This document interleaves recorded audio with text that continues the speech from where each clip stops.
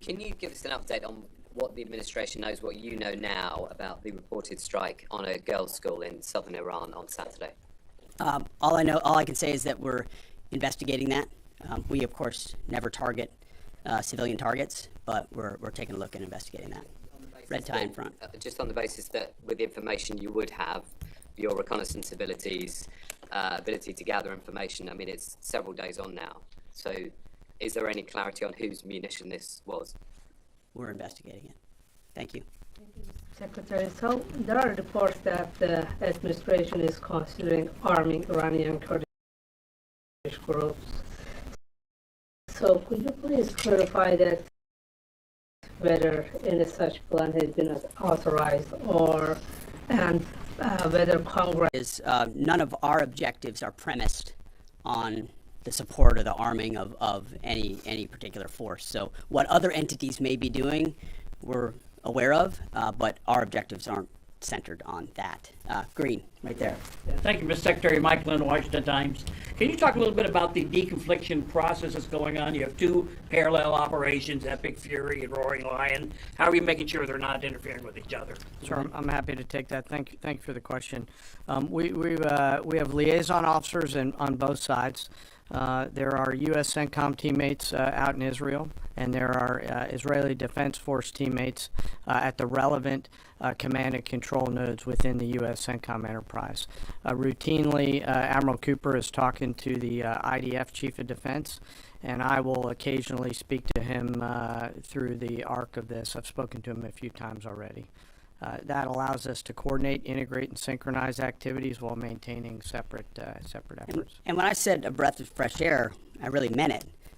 Usually it's us with some ancillary benefits from allies who are maybe willing but not as capable. When you have both the will and the capability of an ally that can really bring things to bear, we take certain targets, they take certain targets, and we coordinate it. It has incredible effects.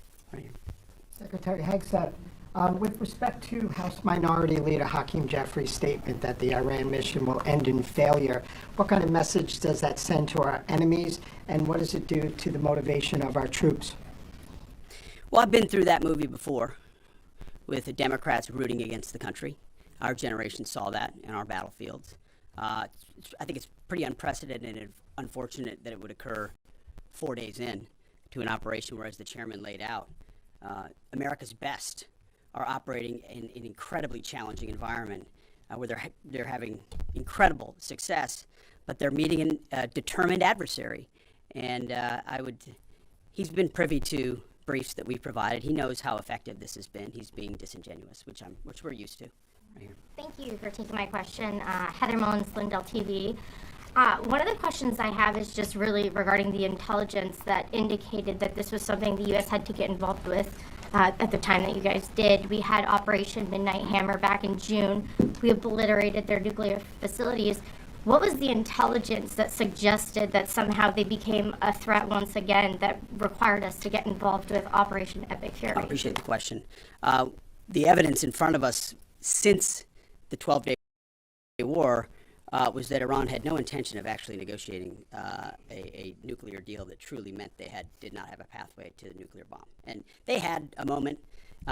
Jared Kushner and Steve Witkoff, two of the best negotiators in the world, poured into that negotiation, giving them every single possible opportunity to release that ambition, and they didn't. And the intelligence that we saw that they didn't intend to do it in good faith, that they had the intentions eventually to get yesterday. So I would separate the what from the when a little bit. The what is they've been killing Americans for 47 years. They have thousands of missiles pointed at us. They have ongoing nuclear ambitions, and they're at the weakest they've ever been. So the when became, in a particular, hey, what makes the most sense to do this to ensure that the narrow objectives we have of ensuring they never have a nuclear weapon have a maximum effect. Yes, right here. Thank you, Secretary Hegseth. I had two questions. First, what is your message to Iran's allies, namely Russia and China, who have called for an immediate end to hostilities? I don't have a message for them, and they're not really a factor here.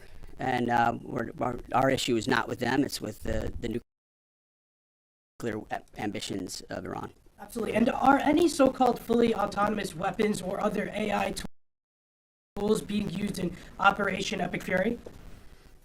We've got a lot of autonomous systems, or systems that drones and others incorporated with smart AI aspects to them, but a lot of which I can't talk about here. Yeah. Yellow, right there. Yes, ma'am. Thank you very much, Mr. Secretary. As you know, China is accusing the United States of invading in Iran, a sovereign nation, and North Korea, which commitment to protecting Iran. What is the United States' strategic response to this? And I have a second one. How many allies join with the United States to fighting against Iran? Do you have any numbers? Well, I think what you're seeing right now is a response in the region to the belligerence of Iran and the willingness of them to target civilian airports, civilian hotels, civilian locations, civilian oil infrastructure of their Gulf neighbors who would have preferred not to be in conflict, didn't want to, but now realize that this is something that has to be dealt with. So whether it's UAE or Qatar or Bahrain or Kuwait or Saudi, on different levels, they're reaching out to us, whether they're going on offense, which they are, whether they're giving us additional access basing and overflight. We're working very closely and collaborating with them. Also on air defenses. The air defense capabilities of those countries are significant, and when combined with ours and we coordinate, it brings simplicity to the shot doctrine, so we make sure we're using less munitions but being more effective with what we shoot at. And as it pertains to other countries, I'll sort of give the same question. They don't really bear on the case of Iran. We're going to deal with Iran's nuclear ambitions, and that'll send plenty of signals in the process. Right there. Purple. Thank you so much. Out of the region. Thank you so much, Mr. Secretary. I have two questions. One question for you and another question for Mr. Chairman. You ruled out that you are not engaging with the Kurdish forces, Iranian Kurdish forces, to incursion from the Kurdistan region to Iran. But now, today, Iranian said that under threatening the Kurdistan region, they said clearly if there is any incursion from the Kurdistan region, they will attack all the Kurdistan region and go war with the Kurdistan region.